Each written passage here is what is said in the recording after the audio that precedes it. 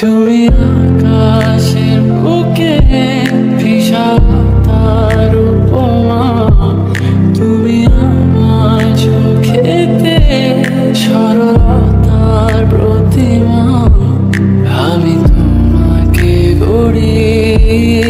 আসসালামু আলাইকুম বন্ধুরা, কেমন আছেন সবাই?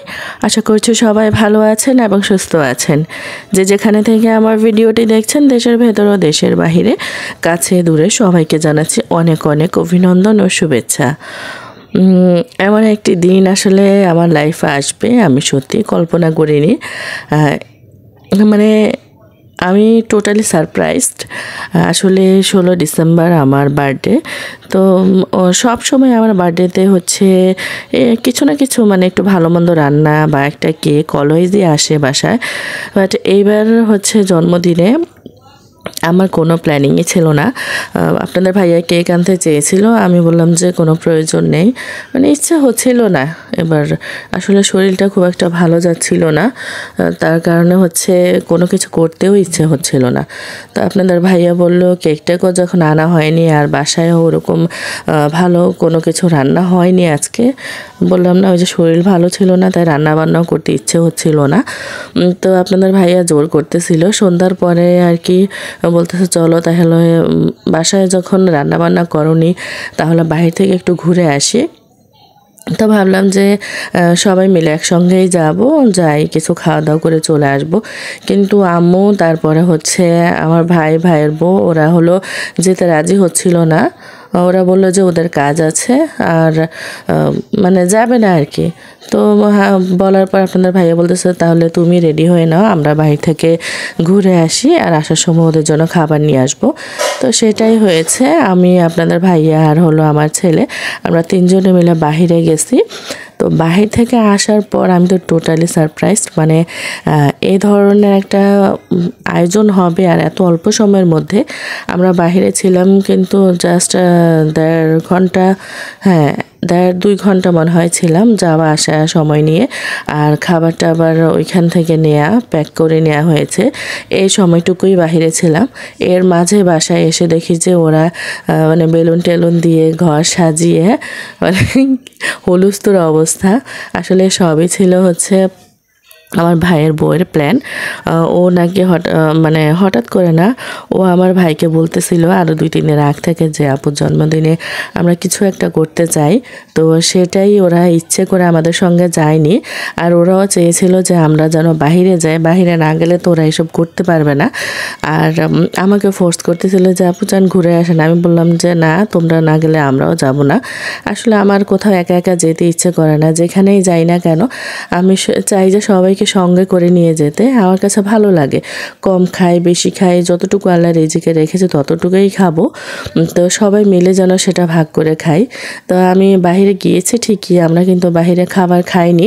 বাহিরে ঘোরাফেরা করে খাবার প্যাক করে আমাদের খাবার সহই আর কি খাবার প্যাক করে বাসায় নিয়ে আসছি। আনার পর হঠাৎ করে দেখি যে আমার ভাই কিন্তু কখনো ভিডিও টিডিও করে না, ক্যামেরাও ধরে না, ওর এসব পছন্দ না।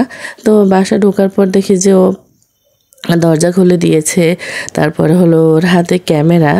তো আমি আর জিজ্ঞেস করিনি হাতে ক্যামেরা কেন। আমি যখন এসে রুমে ঢুকবো দেখি যে আমার রুমের দরজা লাগানো। তো ভাবলাম কি ব্যাপার, দরজা লাগানো কেন? কারণ আমার দরজা সবসময় খোলাই থাকে, আমি কখনো বাইরে গেলে দরজা লক করে যাই না। তো জিজ্ঞেস করলাম যে কি ব্যাপার, দরজা লক করা কেন? বলতেছে আপনি খুলেই দেখেন দরজা লক করা কেন। তো আমি খুললাম। আমি আসলে ভাবতেই পারিনি যে ঘরের ভিতরে ওরা এগুলো সাজিয়ে টাজিয়ে রাখবে বা এরকম কিছু। আমি ভেবেছি হয়তো বা কেকটা কেনে হয়তো বা ভিতরে রেখেছে, এই জন্য দরজা মানে মনে মনে ভাবতেছিলাম। এরপর যখন দরজা খুললাম আমি তো মানে আকাশ থেকে পড়েছি। মানে ওরা বেলুন আনছে, তারপরে জড়ি এগুলো এনে হচ্ছে আবার এগুলো সাজায়, মানে এত অল্প সময়ের মধ্যে সাজিয়ে ফেলবে আমি ভাবতেই পারিনি। যাই হোক, সত্যি আমার ভীষণ ভীষণ ভালো লেগেছে। আসলে জন্মদিন হচ্ছে এমন একটা দিন যেটা আপনাকে কেউ কোনো গিফট দিক বা না দিক, শুধু যদি উইশ করে যে হ্যাপি বার্থডে, মনে হয় যেন অনেক কিছু পেয়ে গেছি। আর ওরা তো আমার জন্য গিফটও কিনে নিয়ে এসেছে, মানে আমি আসলে মানে বলে বোঝাতে পারবো না যে আমি ভেতর থেকে কতটা খুশি হয়েছি। যদিও আমি আমার খুশিটা অমনভাবে প্রকাশ করতে পারি না, বা দুঃখটাও অমনভাবে কারোর সঙ্গে প্রকাশ করতে পারি না। আমার দুঃখ হোক কষ্ট হোক সেটা আমি আমার ভিতরে রেখে দিতে বেশি ভালোবাসি। আর খুব বেশি যদি মানে কষ্ট হয় আর নিজেকে ধরে রাখতে না পারি, তখন নামাজ পড়ি, আল্লাহর কাছে কান্নাকাটি করি, ব্যাস এতটুকুই। আমি ওই কারোর সঙ্গে গিয়ে বসে গল্প করলাম যে এই হয়েছে সেই হয়েছে, বা মানে এটা আমার পছন্দ না। যা হবে ভালো মন্দ সব নিজের ভেতরেই থাকবে, আমি আছি, আমার আল্লাহ আছে, ব্যাস এতটুকুই। তো এসে দেখি যে এই কাণ্ড, তখন আমি বুঝতে পারলাম যে ওরা আমাদের সঙ্গে ইচ্ছে করে যায়নি, যেন ওরা এগুলো করতে পারে বাসায় থেকে। তো যাই হোক, আসার পর হচ্ছে কেক কেটেছি, সবাই মিলে খেয়েছি, সেটা কিন্তু আমার আগের ভিডিওতে দেখতে পেয়েছেন। তো ওরা আমার জন্য কি কি গিফট এনেছে আর আমরা বাহির থেকে কি খাবার নিয়ে এসেছি সেগুলো কিন্তু শেয়ার করা হয়নি। আর আমার বার্থডের ব্লগটি আমার ভাই এডিট করে ছেড়েছে, মানে আমি ওটা এডিটও করিনি, ছাড়িনি, ও নিজেই ছেড়েছে ওটা। আর এই যে দেখেন খুব সুন্দর দুইটা গিফট এনেছে আমার জন্য। একটা হচ্ছে জুতা, আর ব্যাগাগুলো আমার ভাই আর ভাইয়ের বউ ওদের পক্ষ থেকে গিফট করেছে। আর আপনাদের ভাই আমাকে বার্থডে গিফটের জন্য টাকা দিয়েছিল, মানে দিয়েছিল বলতে আমার অনলাইনে একটা বোরকা খুব পছন্দ হয়েছিল। তো আপনাদের ভাইয়াকে বলেছিলাম যে টাকা দিতে, আমি ওই বোরকাটা আনবো, আর সামনে যেহেতু বার্থডে ওটা গিফট হিসেবেও কাজে লেগে যাবে। তো এই তো দেখেন এই বোরকাটা আমি এনেছিলাম অনলাইন থেকে। সিম্পলের ভিতরে বোরকাটা কিন্তু সুন্দর আছে, যদিও ওরকমভাবে বোঝানো যাচ্ছে না, আসলে বোরকা পরলে বোঝা যায় যে বোরকাটা কতটুকু সুন্দর। আমি কালোই নিয়েছি, কারণ আমার মনে হয় বোরকা কালোই ভালো লাগে অন্যান্য কালারের চাইতে। তো এই তো দেখিয়ে দিলাম, এটা এনেছে আরও আগে, বার্থডের আগে, এটা বার্থডের সময় আনা হয়নি। আর এই যে শাড়িটা, এটা আম্মু আমাকে গিফট করেছে।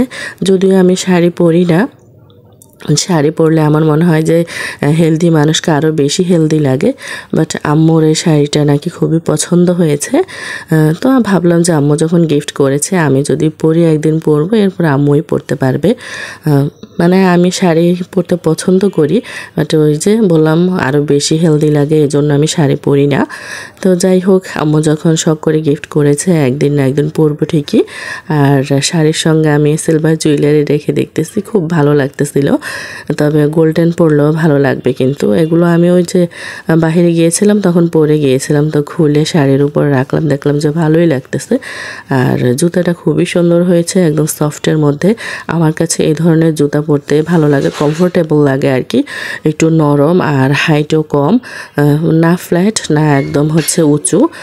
সব মিলিয়ে সত্যি আমার গিফটগুলো খুবই ভালো লেগেছে। আপনাদের কোনটা বেশি ভালো লেগেছে সেটা কমেন্ট করে জানাবেন। এই শাড়ি, বোরকা, ব্যাগ, জুতা, এর মধ্যে কোনটা আপনাদের বেশি ভালো লেগেছে সেটা কিন্তু জানাতে ভুলবেন না। তো আজকের মতো আমি এখানে বিদায় নেব। আল্লাহ হাফেজ।